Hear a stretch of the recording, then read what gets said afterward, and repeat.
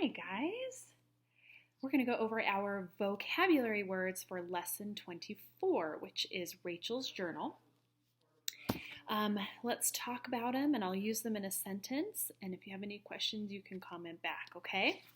First one is mishap.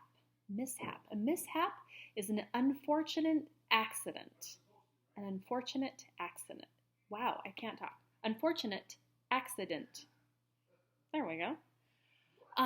So if you were walking to school and you fell down and skinned your knee, you had a mishap, right? It was an unfortunate accident. On here, our sentence says, these hikers took a wrong turn by accident. They were lost due to the mishap. Okay?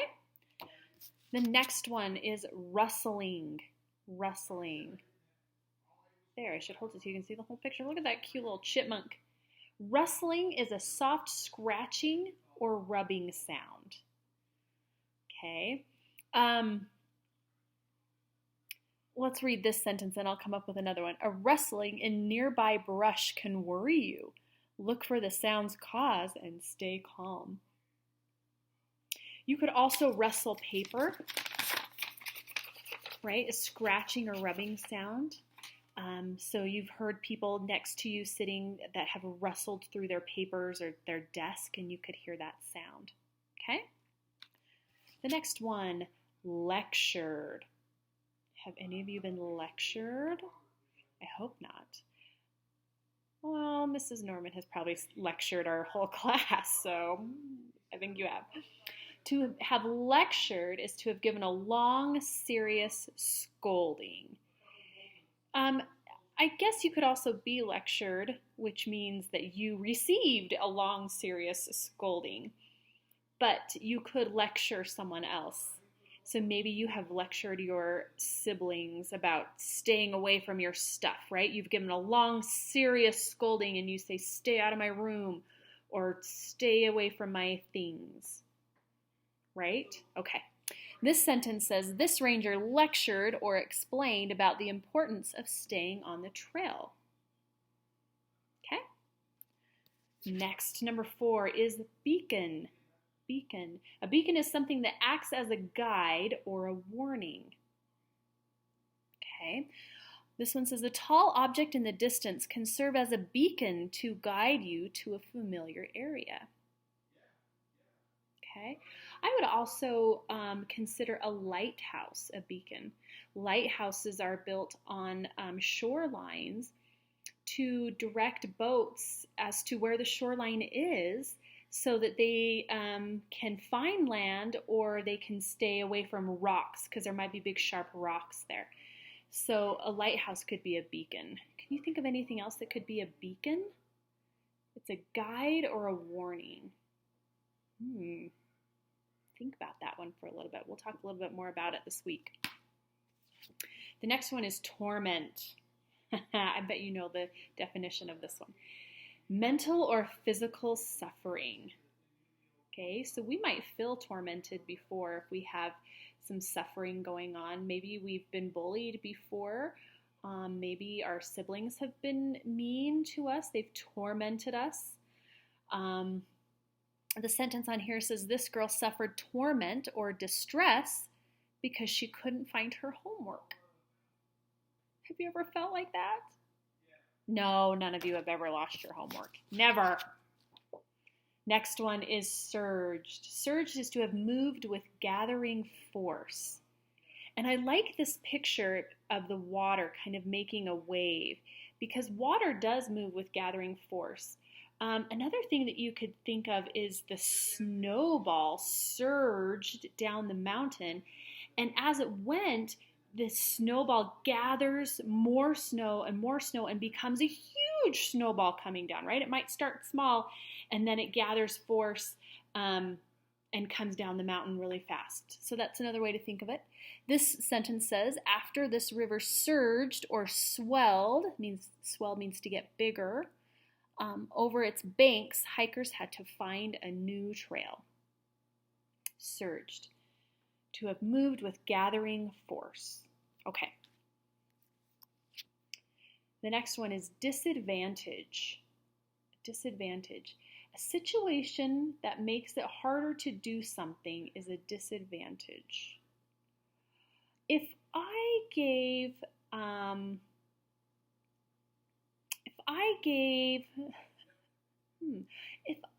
Kiara, nope, let's do it this way. If I gave the whole class the answers to a test, but not Kiara would be at a disadvantage. She would be in a situation that made it harder for her to do well on the test, right? Because everyone else would have the answers ahead of time, and if she didn't, then she would be at a disadvantage. It would be harder for her to do something. Does that make sense? Kiara, I hope you don't mind me pointing you out. Let's read what this sentence says. Losing the trail was a disadvantage or handicap to finding camp before dark. Okay. Next one, balked. Balked.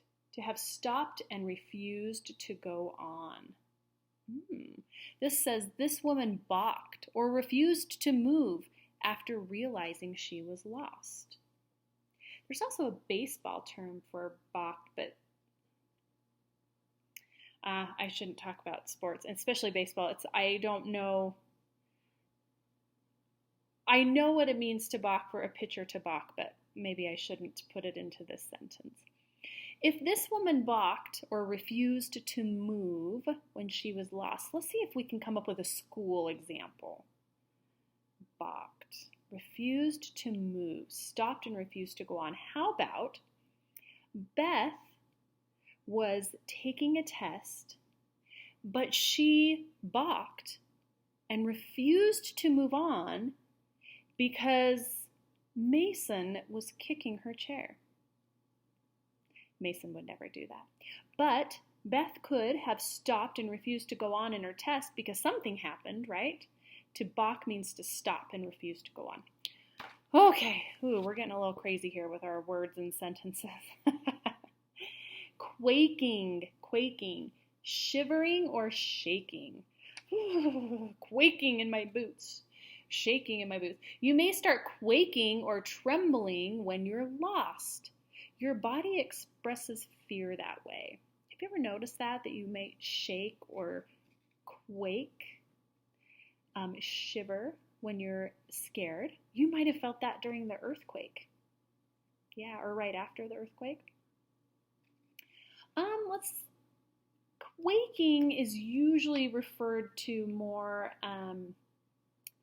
as fear rather than being cold. Although it does say it's a shivering, and shivering can also go with cold, but quaking usually is referred to more as you quake when you're scared. Okay? Last but not least, fared. How one fared in something is how one performed or progressed. Paisley fared very well in the singing contest. In fact, she won. Right? If you fared, it means how did you do in something. Let's read our sentence on here. Once he was rescued, this boy slept and ate. He fared or progressed better after that. Okay. Gage's wrestling, Gage fared very well in his wrestling tournament last weekend. He came in first place. Okay, we got it? Fared? All right. Those are your vocab words for this week and another week. So we're stretching out this lesson 24 for 2 weeks, although spring break is smacked right down the middle. So we have it this week. Next week is spring break. We don't have school. And then the next week, we'll also be doing the same lesson 24, Rachel's Journal, with our same vocab and spelling words for another week. So we're stretching it out for 2 whole weeks. It kind of just means you'll have a little bit less to do every day. I'll try to think of some fun activities to throw in there for you to do as well. But yeah, we're going to stretch it out for 2 weeks with a spring break right in between. So really and truly, it's like 3 weeks long. Okay? All right. Have a wonderful day. Talk to you later.